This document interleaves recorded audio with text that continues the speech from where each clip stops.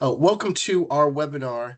Is your business ready for AI search? AI search is really changing how people discover and even compare and choose businesses online. I mean, customers are no longer just scrolling through the traditional search results going from page one, page two, page three.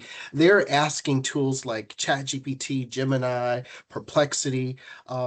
They're asking those tools, and those tools are giving them recommendations, answers, and advice. And so, in today's webinar, we're going to share a two-step action plan to help your business prepare for what's coming next in this world of AI search. But before we dive in, let me give you a quick rundown of Local IQ. We are an award-winning multi-channel digital marketing agency.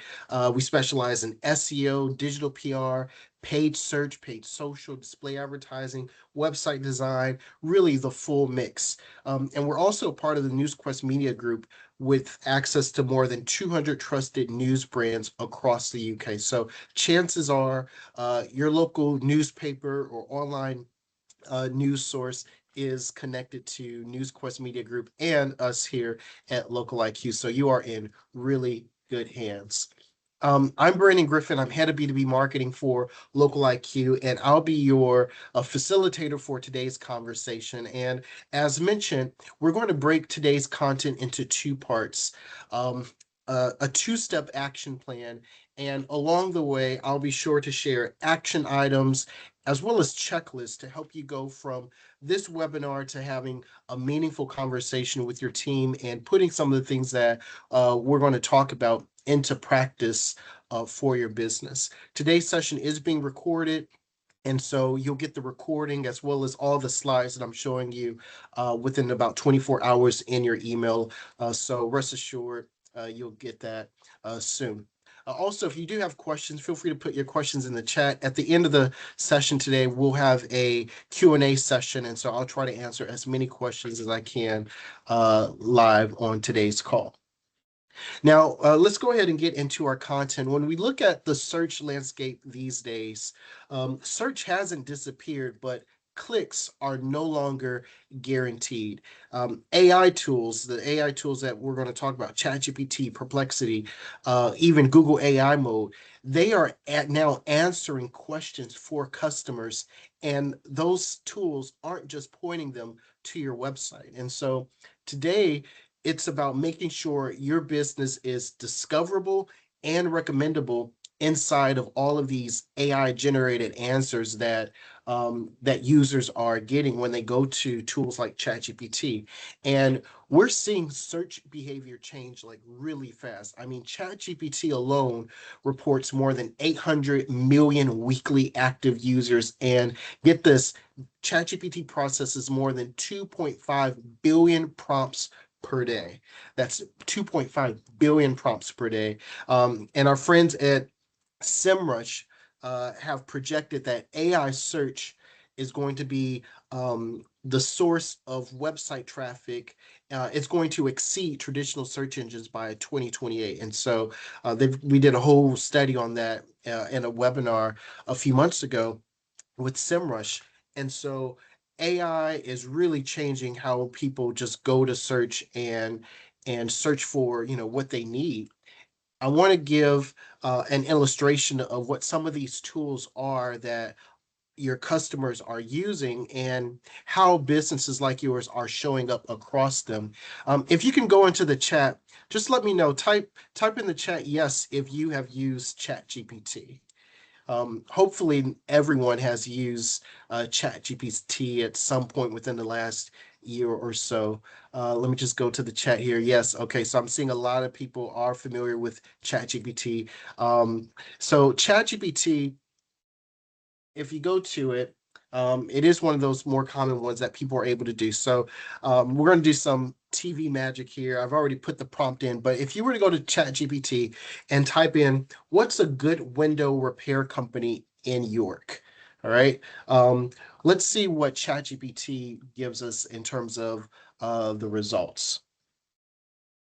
So here is an example of an actual ChatGPT response. So if a customer goes to it and types in what's a good window repair company in York, this is what they're going to get. And so observe this with me and just let me know what are some of the things that you notice. You could type it in the chat and I'll take a look. But just notice how, it's pretty brief, it's pretty straightforward. Uh, it says, well, we assume you mean York, England. Yes, I did.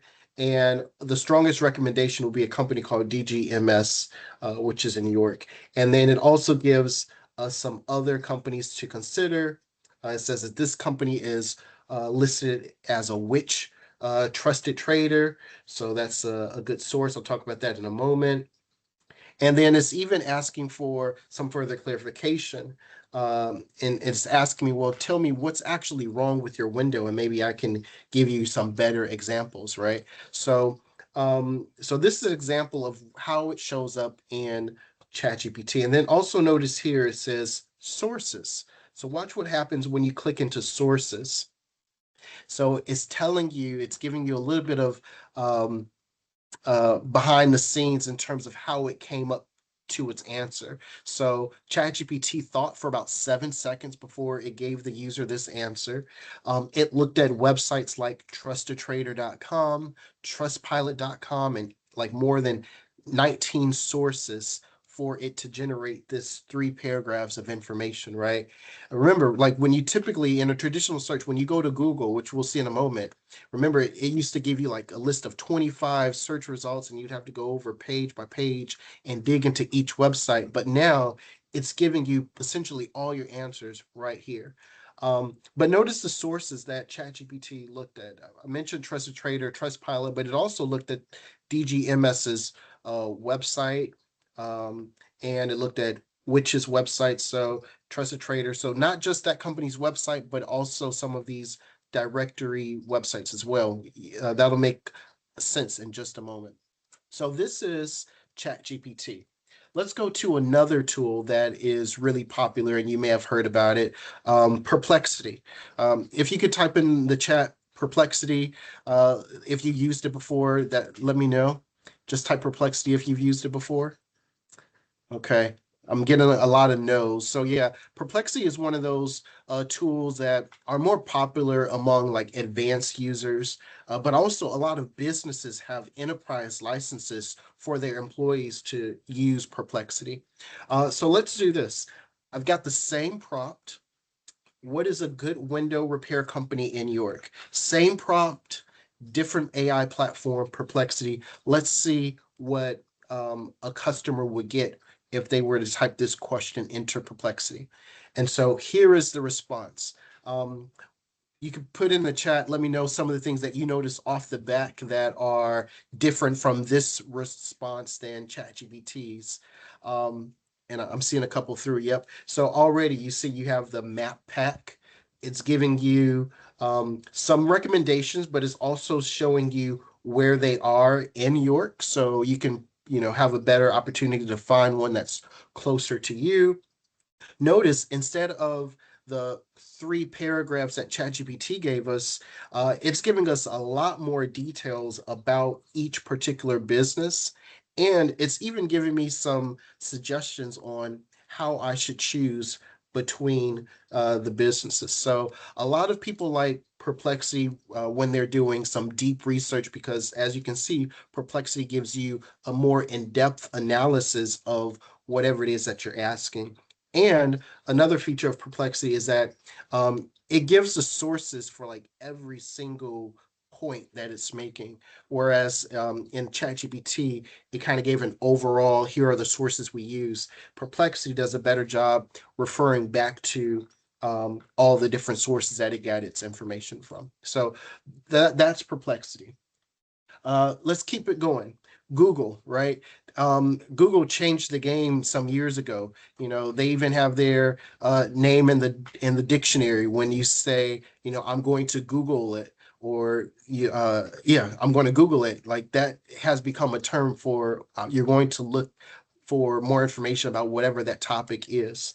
And so notice when you go to google.com, now there's something that comes up here. It's AI mode. It's not just the regular search. they have something called AI mode. And so let's do the same thing here with some TV magic. We're going to do the same prompt.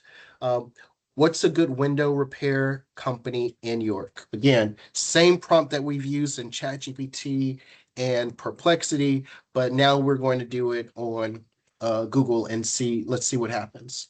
So the first response is going to be AI mode. And this is what comes up on Google AI mode when we type in that search. So looks a little bit different than ChatGPT and Perplexity, but we're seeing some of the same companies, right? You're seeing DGMS, Ian Scott. Those were some of the same companies that showed up on some of those other platforms, but the information is a little bit different. Now it's showing us um, the Google reviews. Like this company has 184 Google reviews. This company has a 4.9 rating with 73 Google reviews. It's showing us whether or not the business is closed or if they're open right now, their hours of operation. And it's even giving us some high level information in terms of what their specialty is and their highlights. So this is what the AI mode looks like for Google. And then you also have something in Google called AI overviews. And so with AI overviews, let's look at what that experience is like. Again, same prompt. What's a good window repair company in York? But now the layout is a little bit different. And so with the AI overview experience, it typically gives you like a one summarized paragraph at the top of the search results. And then towards the bottom of the page, it still looks like the traditional search experience that we're all familiar with, which are these blue links, and you have to keep scrolling and go across several pages to find whatever it is that you're looking for. But the beauty of AI overviews is that it tries to give you a quick summary at the top, and you'll see there's just some quick links that it's giving you for these businesses that it's suggesting. So this is a great example of what your customers are doing across some of these very popular AI tools. They are searching for the solutions to their problems. They're searching for the services that they need.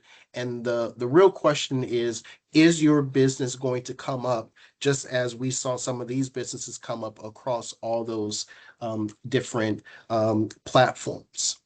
And so that sets the tone really nicely for us moving into step one of today's webinar, which is talking about how your business can prepare and make sure you're discoverable. So step one is all about the foundational items and things that your business can do to prepare. And I think the first thing to note here is that before your business um, overhauls your marketing, the first thing you should do is just check whether or not you're visible in AI search at all, right? So before you do even anything, just make sure, just see if you come up. And the best way to do this is to go to our website. I'm going to put a link in the chat right now because it's really easy to do. You can even do it while we're on the webinar right now. So if you go to that link, I just put it into the chat. Let me double check. Yep, I just put it into the chat. If you go there, um, you type in your website address, and it'll give you back a very detailed report that checks your website against over 100 different ranking factors. It's going to check things like your AI overview citations, and you'll be able to see exactly how often your website is appearing in those Google AI overviews that I just shared with you. It'll show you which queries are triggering those appearances for your business, and also how much traffic you're actually getting from AI powered search. And so that's the data that you really need to have. And it's going to check quite a few other things from LLM files to schema markups. I won't get into all those details because it can get technical, but just know when you do that report, it's going to give you a real good baseline as to where you stand on AI visibility. And it only takes 5 minutes. So that's one quick action that you can do to check whether or not AI is currently recommending your business or not. The next quick action thing you can do is search for your business category and location in ChatGPT, Perplexity, and Google. And so you can go in, just like I did that one prompt for what's a good window repair company in New York. You can follow some of these same prompts, like the best service in, enter your service in your city and town in these brackets, type this prompt into ChatGPT Perplexity and see what comes up. Um, and when you get those results, here are the things that you want to check for. You want to check to see if your business comes up. And if your business does come up, is your business name, is your address, is your phone number correct? I think we all probably have experienced a time where we did a Google search for a business and we called the phone number, but sometimes it's disconnected. Or maybe we went to the business and the hours on Google are different than the hours that are on their door. And so we just wasted a trip. And so you want to make sure all of these things are accurate, and if they aren't accurate, you want to do what you can to make sure it's corrected. You even want to make sure that like your customer reviews from Google Trustpilot are mentioned in these results if you show up. And it's probably likely that you aren't showing up. And if you aren't showing up, which one of your competitors are showing up? So these are the things you want to check. So the visibility check is the first thing that uh, your business really should do even before you change anything about your marketing, right? Um, AI search visibility is not about chasing like a completely new tactic that you have to add to your overall marketing strategy. It's about making sure your existing business signals are clear and consistent and easy for not only humans to trust, but also this AI technology. And so there are some core foundations um, that still matter in this day of AI search. And so some of those core foundational tactics are things like your Google business profile. You want to make sure that your Google business profile is complete, is accurate, because the Google business profile helps both customers and AI systems understand who you are, where your business is located, and what services you offer, and whether or not you're an active business or not. Your website is still important. Your website needs to have dedicated service pages, location pages that clearly explain what you do, who you help, and where you operate, because AI tools build their understanding of your business from the clarity of your website content.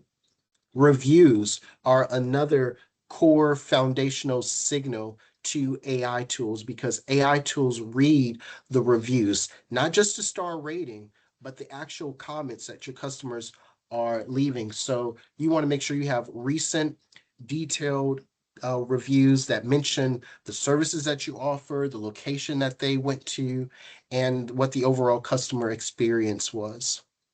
Um, Another core foundational thing is making sure that your business name, address, phone number, opening hours, service information shows up consistently across your website, directories, social profiles, shows up consistently and is accurate, right? Because if it's if it shows up, if your hours of operation show up um, in one way on one platform, but you have different hours on Facebook, that inconsistency can create uncertainty, and uncertainty can lead to omission from AI generated recommendations, right? Remember, it's a computer that's looking at all this information, and if it's seeing some inaccuracies, it's not going to put it forward to users because it wants to put forward trusted information. So you've got to make sure all the information about your business is up to date.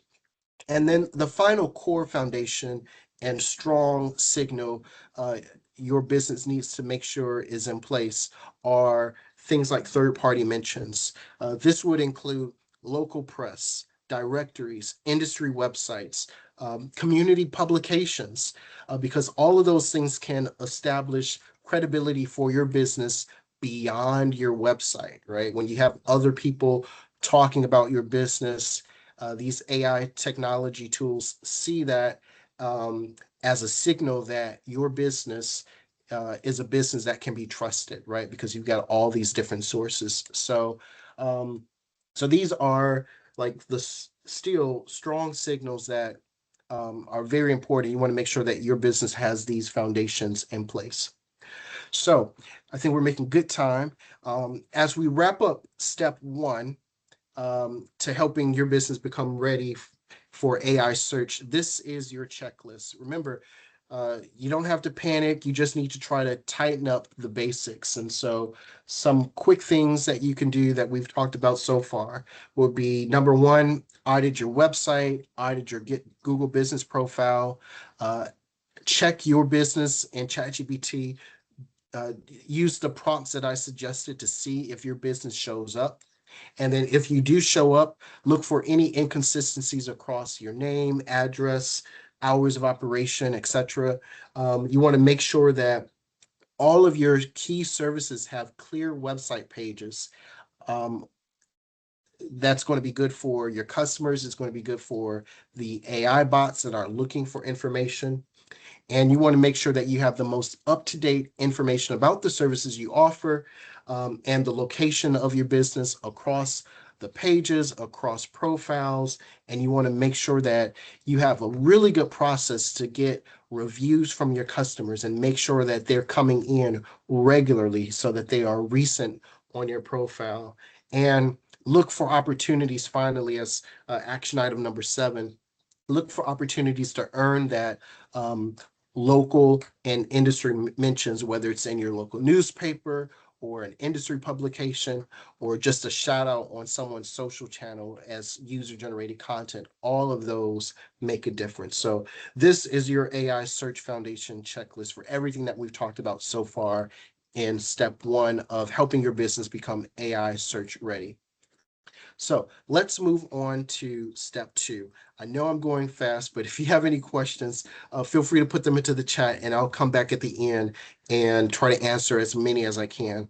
Also, remember today's session is being recorded, so you'll be able to catch the replay and go back through anything that I've gone through very quickly on at your own pace. All right, so moving on to step two, as we talk about how your business can become AI search ready. Um, AI can summarize generic advice like very quickly. And so that means when it comes to content, uh, the business that goes beyond surface level tips is the business that's going to win. And so your business has to strive to like bring something unique to the conversation, right? Not something that is on 100 different websites. And so helpful content still matters when we think about the content that's on your website, but also attention is shifting now as AI comes more into this space. Attention is shifting toward content that is original, that is experience led, and also built from a business's own data and customers and expertise. And so just to kind of talk about like what the problem is right now is that, when you go across business websites and you go to some of your competitor websites, you probably see some of the same types of basic, generic type blogs. And so it can be helpful. That content can be helpful, but oftentimes it's very easy for AI or even your competitors to say, oh, okay, let's R&D this, not repeat, not research and not research, but like rip off and duplicate. It's very easy to do. And so what you want to try to do is to create content that helps your um, helps your business come up in this AI search, but also be more original. I've got a webinar here that you can click through once you get the slides if you want more in depth about creating content. But I'm going to try to give you some high levels here. And so the new industry term when we talk about content is commodity content and non-commodity content. And so non-commodity content is the content that only your business could realistically create because it's based off of your own experience, your own data, opinions, customers, processes, those types of things. And so, like for example, Local IQ, we have our um, paid search benchmark report that we just released a few weeks ago. That is an example of our non-commodity content because we were able to create that using data that only is available to Local IQ and our customers. And so I'll give you an example of some other uh, generic generic type content and what a better, stronger, non-commodity version of that content could be. So if it's a plumber, a good example is 5 reasons to service your boiler. You think about it, a lot of plumbers are probably going to have that on their website. But a stronger non-commodity version would actually be what actually happens when you book a boiler service with us. And so when a plumber uh, has this type of blog, it gives them an opportunity to not just give a customer the generic reasons, but it gives them an opportunity to talk about the unique customer journey or the customer journey that is unique to their business, whatever that may be. I won't go through each one of these for sake of time, but I think you'll get the gist. Another one, dental implants, what you need to know if you're a dentist. I think we did have a dentistry company that's on today's webinar. A better non-commodity version of this blog would be the 7 questions patients ask us before choosing dental implants. You can see the difference already in the title, right? Because this type of non-commodity blog will give you an opportunity to include questions that your customers ask you, not just all the questions that are online. And it'll give you an opportunity to give your specific expert answer. And so, if your business wants to go from having blogs and content like this on your website to blogs and content like this is the non-commodity version. So hopefully that's a good quick illustration for you to help you understand that concept. Moving to the next, I think the key point here that I want to make is that AI search systems need very clear, trustworthy, and specific answers. And humans also need the same thing.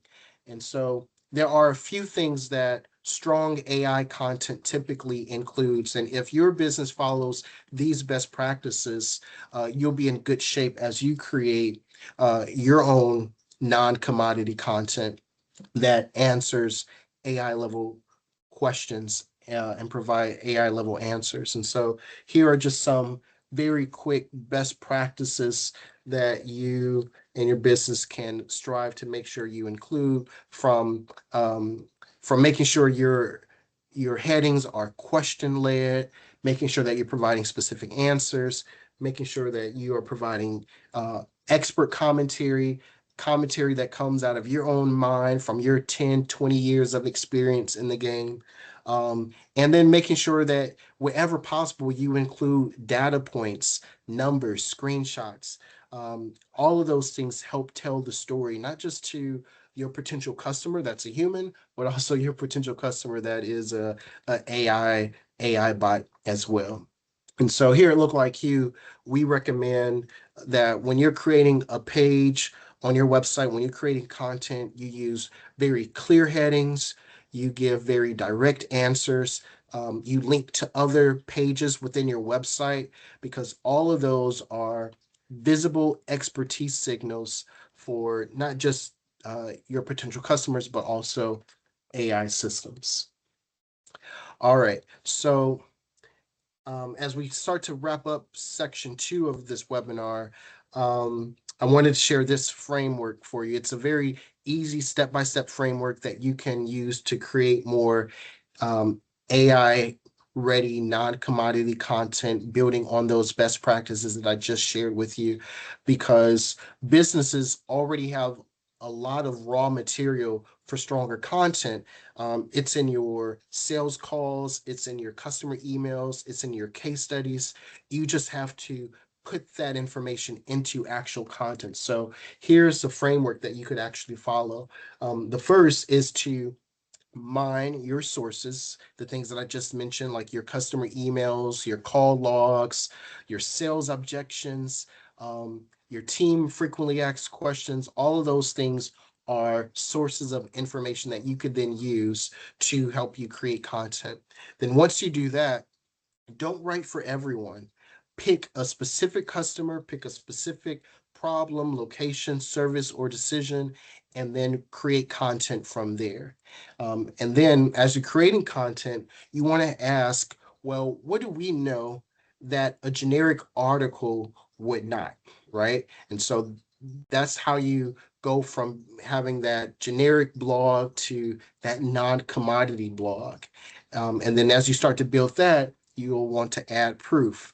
And that's where you're able to use numbers, before and after stories, quotes, timelines, screenshots, lessons learned.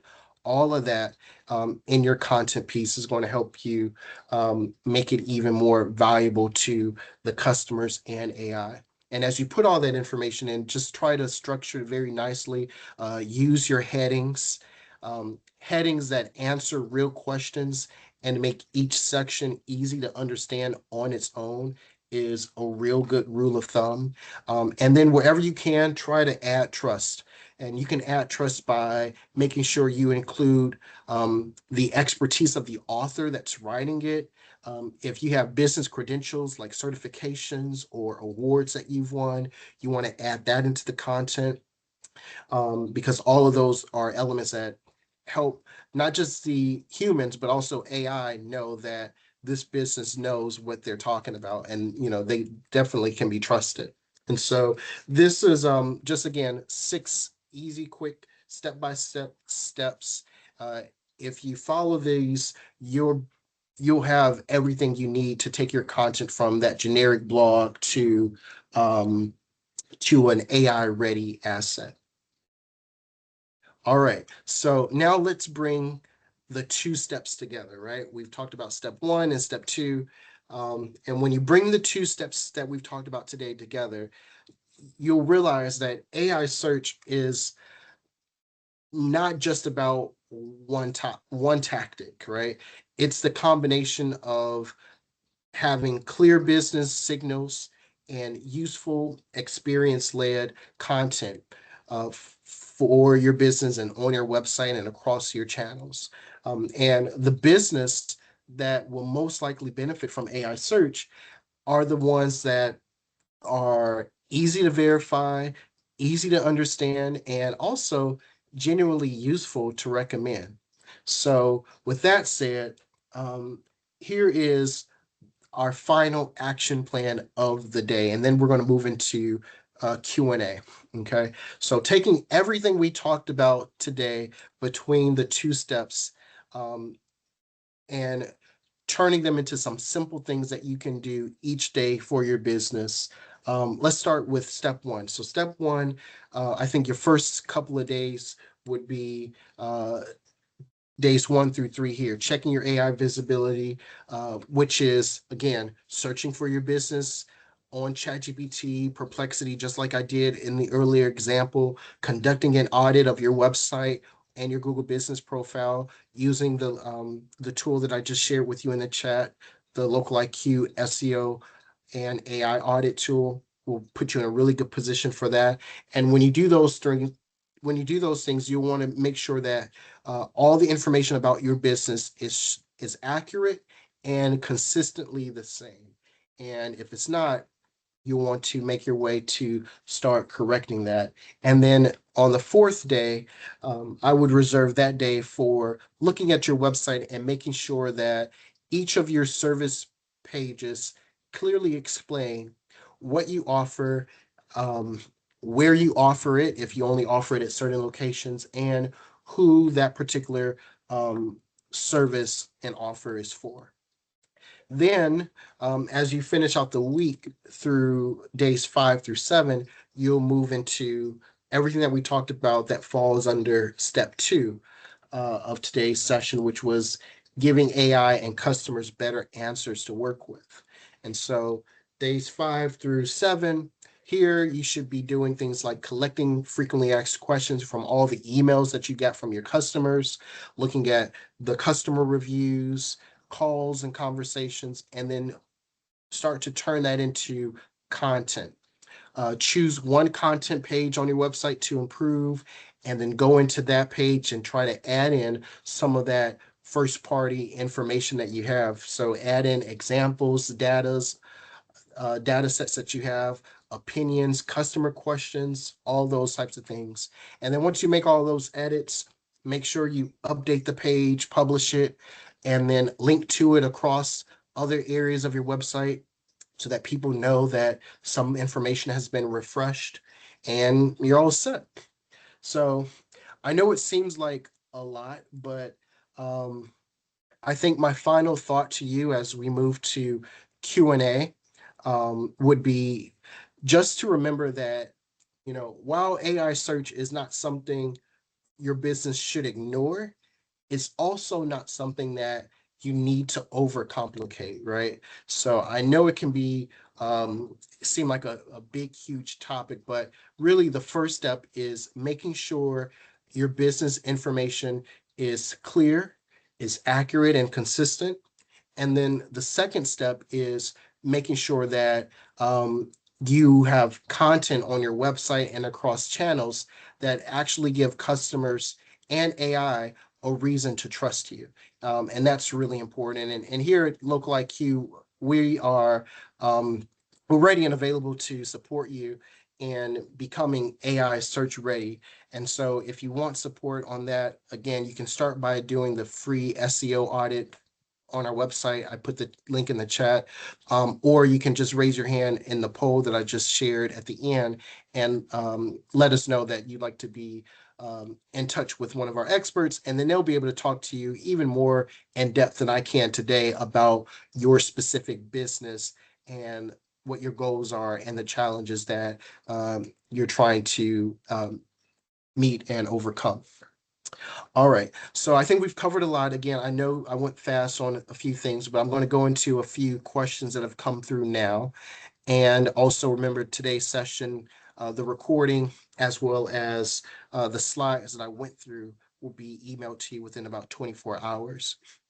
All right. So here's one question that came through. It says, and thank you for this question. They said, I try to use AI for my little shop, but I do get flack about using AI pictures from local artists. Any advice? That's a really valid concern, especially if you're part of a local creative community. And so my advice would be to use AI where it supports your marketing, but also be thoughtful about like where it replaces human creativity. So for example, you could use AI mockups. You could use AI for things like your mockups, background ideas, or even like some social post concepts for quick seasonal type visuals, but still commission like local artists for your hero campaigns, for your window displays, for brand assets, or anything that might be community led. And you can even be transparent. You can say that we use AI for some quick marketing visuals, but we still continue to support local creatives for our original brand work. So the key is you just want to find that balance to help reduce backlash and show that AI is a tool and not a replacement for local talent. So thank you for that question. I hope that's helpful. Here's another good one. I have a lot of past experience as a corporate consultant. However, I've only been part-time for the last 10 years due to my domestic situation and a change of area location, which has impacted the result of my success in my industry. All right. And they've asked, is there a way of positively communicating this as I want to get back involved on a full-time basis. And so, yes, definitely. So what I would do is I would focus less on explaining the gap of time that you were away from your industry on your website, um, and spend more time on positioning the value of your experience. And so, you could frame it as, I'm an individual who brings deep corporate consulting experience combined with, perspective gained from working independently and part-time over the past decade. So you could just kind of combine it that way. And then just make sure like your current intent is clear. And I think from your question, your current intent would be that you are now looking to return to full-time consultancy, and you're looking to kind of lend your support to organizations in that way. And so the key is, this is for you, but also anyone else who is a consultant or just wanting to, communicate your expertise on your business website. The key is to lead with credibility and make sure that you show that you have remained engaged in your industry, even if you've had, those gaps or absences away from the space. So, good question. And there are a lot of individuals who are consultants, and this is a really great time for you. Uh, okay, here's a good one. This question comes from someone who's joining who is, I guess, a government professional. Um, the question is, how will AI search specifically impact public sector services that compete with the private sector, where .gov sites have traditionally ranked well organically? Right. So there are a lot of businesses. You could say, for even like, for example, like, event spaces. There are a lot of community and council locations, and you're competing other with hotels and other venues. Um, but here I'm going to focus on that .gov part too, because you're right. .gov websites historically, were indications to users as well as search algorithms that this is a trusted website. But now, AI has essentially kind of leveled the playing field. And so, I think public sector organizations still have strong trust signals because of that .gov sites, and they are generatively, um, authoritative. But AI does present some new risks. And so some of the risks are, if your content is outdated, unclear, hard to navigate, or not written around like real user questions, then AI tools will probably summarize it very poorly or pull from some other alternative sources. And so for public sector teams, the priority should be making sure that you keep your information current and making sure that all of your service pages are very clear, very structured, and answer common questions that people are asking every day around the services that you're offering. And so, whether it's a .com or a .gov website, authority still matters, but also clarity, freshness of information is going to matter more than ever these days as well. So, good question, and thank you for that. All right. There are quite a few questions. I won't be able to get through everything today, but hopefully, those ones that I've answered live have been very helpful to those who have on today's call. I just put a poll in the chat as well, or you should see it pop up. If you could take a moment and answer those questions, it gives us real helpful feedback as we are planning webinars for you to make sure that they are helpful, meaningful, and even actionable for you and your business.